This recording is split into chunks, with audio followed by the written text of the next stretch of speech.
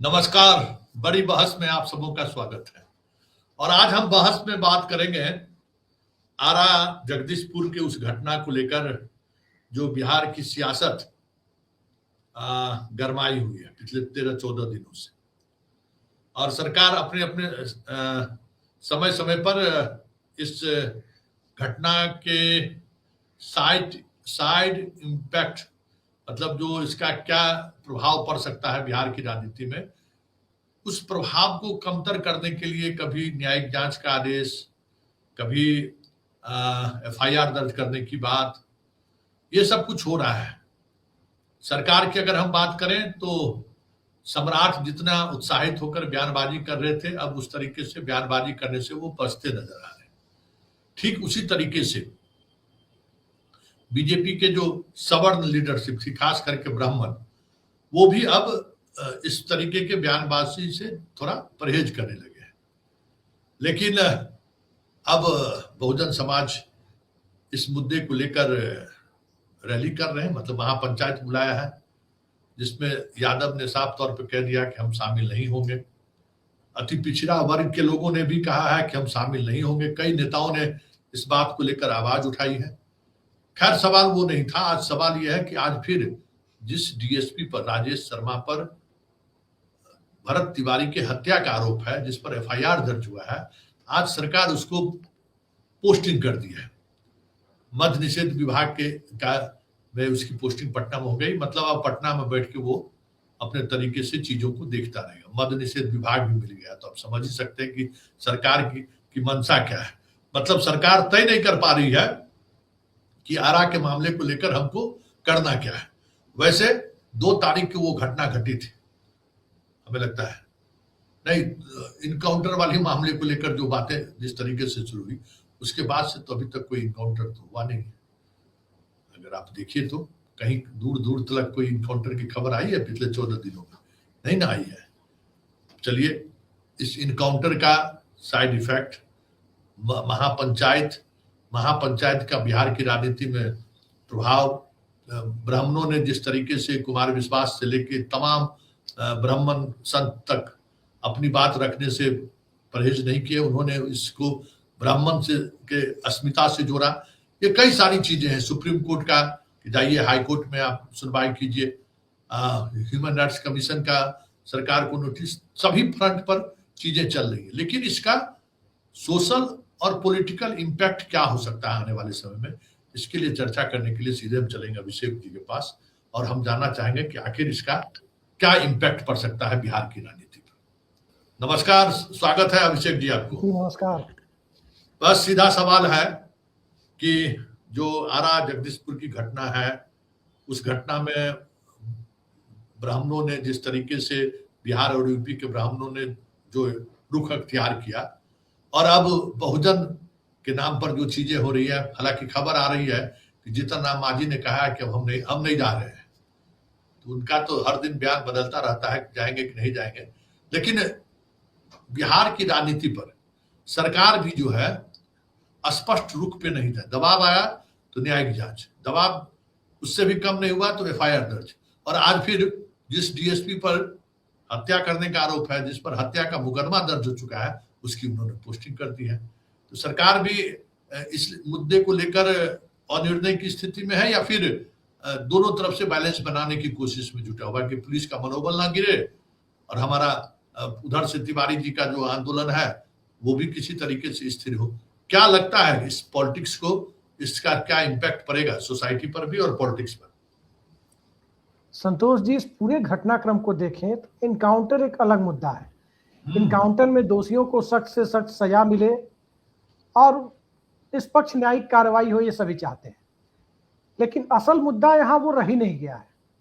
असल मुद्दा उससे बिल्कुल अलग भटक चुका है। अगर बहुत साफ साफ इसमें कहें तो आज जिस ढंग से पोस्टिंग की गई है, जो खबर आप बता रहे हैं कि जिस डीएसपी पर आरोप था, उस डीएसपी को पटना में शायद एक्साइज डिपार्टमेंट में दिया गया है। हाँ। या लिकर बैन वाले डिपार्टमेंट में रखा गया है, मध्य। जी, अब सवाल ये उठता है कि इस पूरे घटनाक्रम को आप देखें तो सबसे पहले तो मुख्यमंत्री सम्राट चौधरी को यह तय करना होगा कि उनका दोस्त कौन है और दुश्मन कौन है। कौन उनके साथ खेल रहा है वो अभी समझ ही नहीं पा रहे हैं। एक ये मुद्दा हो गया। दूसरा मुद्दा यह है कि बहुजन महापंचायत की जरूरत क्यों पड़ गई? यहाँ पार्टी है बिहार पुलिस, बिहार पुलिस ने इनकाउंटर किया, उसके डीएसपी, उसके जवान, उसके सिपाही दरोगा वहां थे, वो एक पार्टी है। बिहार सरकार को आप उसमें पार्टी बना सकते हैं। और दूसरा, जिस इलाके के नौजवान की मतलब वो उसका इनकाउंटर हुआ, वो इलाका हो सकता है, हद से हद उसकी जाति हो सकती है, जिस जाति से वो आता है। लेकिन यहाँ बहुजन महापंचायत करने का क्या मतलब है? ना तो वो डीएसपी बहुजन है, वो डीएसपी में नहीं जानता क्या है क्या है। और दूसरी चीज ये पुलिसिया कार्रवाई है, उसका बहुजन से लेना देना नहीं है। लेकिन ये बहुजन महापंचायत करने की नौबत जब आ रही है तो साफ दिखाई देता है कि जो 1991 से लेकर 94-95 तक का कालखंड था, उस कालखंड में लौटाने की कोशिश कई सारे दल और कई सारे दूसरे लोग कर रहे हैं, जिनको लगता है कि यहीं से उनकी राजनीतिक राह खुल सकती है। अब पहले 15 साल, पिछले 35-36 सालों में देखें तो पहले 15 साल लालू यादव ने सबकी राजनीति को दबा के रखा। उसके बाद 20 सालों में सबकी राजनीति को बस चलने भर देने लायक सबकी दुकान चलती रहा है। इससे ज्यादा नीतीश कुमार ने किसी को आगे आने नहीं दिया। अब जब सम्राट चौधरी आए हैं तो यहां अब यही तय करना मुश्किल हो रहा है कि सम्राट चौधरी के सामने एक तो प्रिंसिपल ऑफ पोजीशन आप जानते हैं तय नहीं, मतलब कागज में मैंडेट के मुताबिक विधानसभा में विपक्षी दल राष्ट्रीय जनता दल है, लेकिन जमीन पर जाकर के आप देखिए कि कौन राष्ट्रीय जनता दल है, कौन कांग्रेस पार्टी है, कौन प्रशांत किशोर की पार्टी है, मुख्य विपक्षी दल कौन है। सरकार के विपक्ष में जो वोटर हैं वो सबसे ज्यादा कंफ्यूज है कि हमें अगली बार जाना किसके साथ। और सरकार में जो बैठे हुए हैं उनके साथ जो लोग लगे हुए हैं उनके अंदर एक अलग तरह की बेचैनी है कि भाई हमारी दुकानदारी कैसे चलेगी।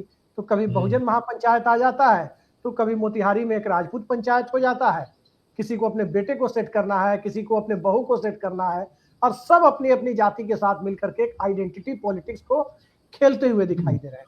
अब देखिए इसमें से क्या नतीजा निकलता है। देखिए ना, नागमणि वही उसी दौर का, मतलब कह सकते हैं कि ऐसा कारतूस जो खत्म हो चुका है। आनंद मोहन को देख लीजिए, आनंद मोहन निकले और उसी पॉलिटिक्स में ले जाने की कोशिश कर रहे हैं बिहार को। अशोक महतो, सारे पप्पू यादव, देख लीजिए ना, सारे के सारे वही लोग हैं कि जो बिहार की पॉलिटिक्स को 95 की तरफ ले जाने की कोशिश कर रहे हैं। लेकिन सरकार का जो रुख होना चाहिए, सम्राट चौधरी का जो रुख होना चाहिए, उसको लेकर आपकी क्या प्रतिक्रिया, क्या सोचते हैं आप इसको? मुझे लगता है कि सम्राट चौधरी को नीतीश कुमार के साथ रहकर जितनी पॉलिटिकल लर्निंग की जरूरत थी, शायद उसमें मुझे लगता है कि कुछ चूक रह गई है, तभी इस तरह की चीजें सामने आ रही है। आपने तो पटना में रह के पत्रकारिता करते हुए वो दौर देखा है जब बरमेश्वर मुखिया वाला कांड हुआ था और नीतीश कुमार उसको पचा ले गए थे। कैसे पचा ले गए थे, बिहार पुलिस का भी नुकसान हुआ था, सब कुछ हुआ था। आज के दौर में सम्राट चौधरी सबसे पहले उनको एक सर्व समाज के मुख्यमंत्री के तौर पर छवि बनानी है, और सम्राट चौधरी की तरफ से इस मामले में जो फ्रंट पर आकर के चीजों को करने की जरूरत थी वो करते हुए दिखाई नहीं दिए, जिस वजह से कंफ्यूजन फैला। याद रखिए, नीतीश कुमार जिस दौर में थोड़े अस्वस्थ हो गए उसके पहले की स्थिति को देखिए, हर मौके पर नीतीश कुमार फ्रंट पर आ जाते थे और चीजों को दूसरे डायरेक्शन में जाने से बचा लेते थे। चाहे पटना में नरेंद्र मोदी की रैली में जो ब्लास्ट हुआ था उस वक्त भी वो फ्रंट पर आ गए थे। दूसरा कोई भी मौका रहा हो, नीतीश कुमार हमेशा फ्रंट पर आ गए।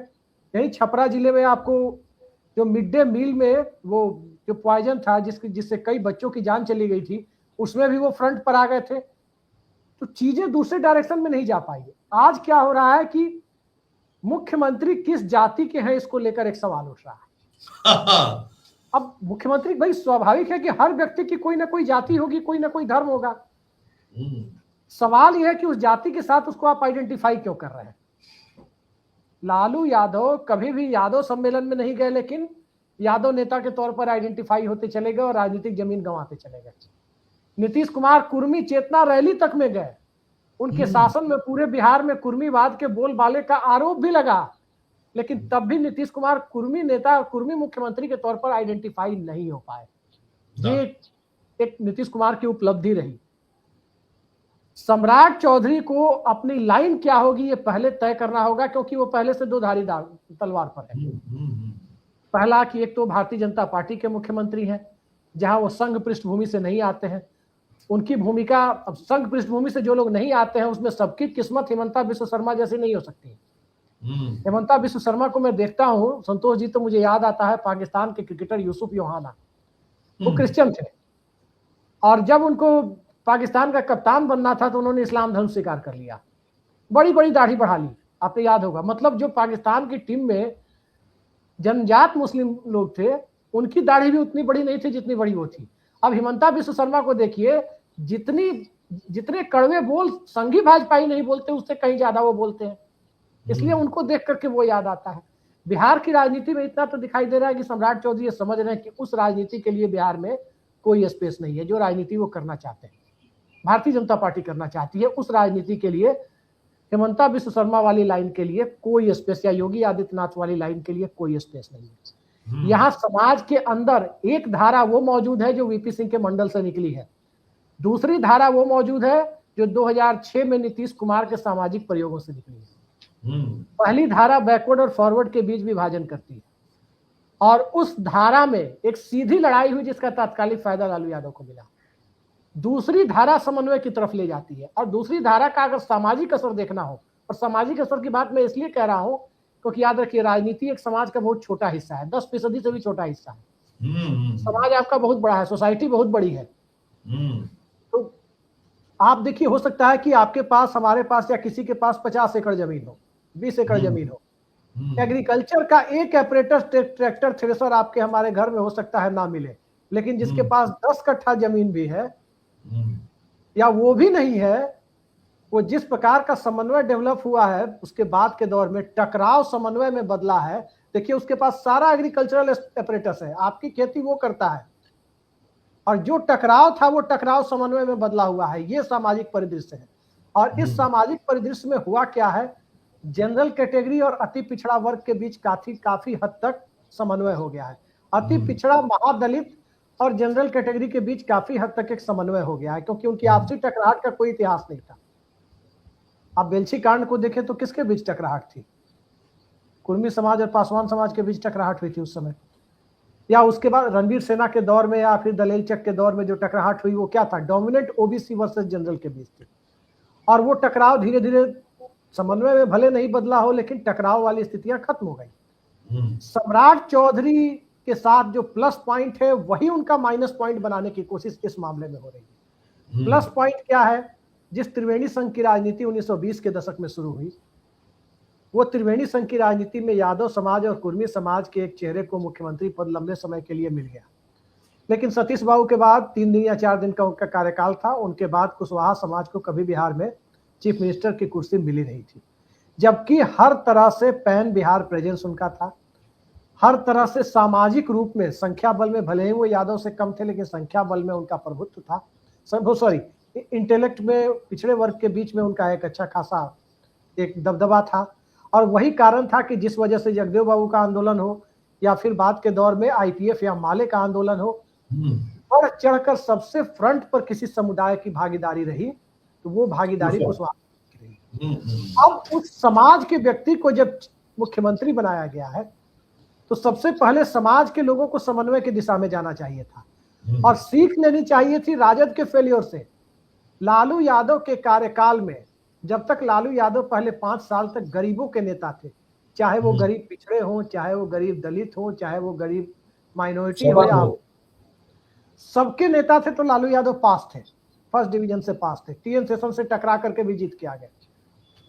जब लालू यादव यादवों के नेता बनने लगे, वहां से लालू यादव कमजोर होने लगे।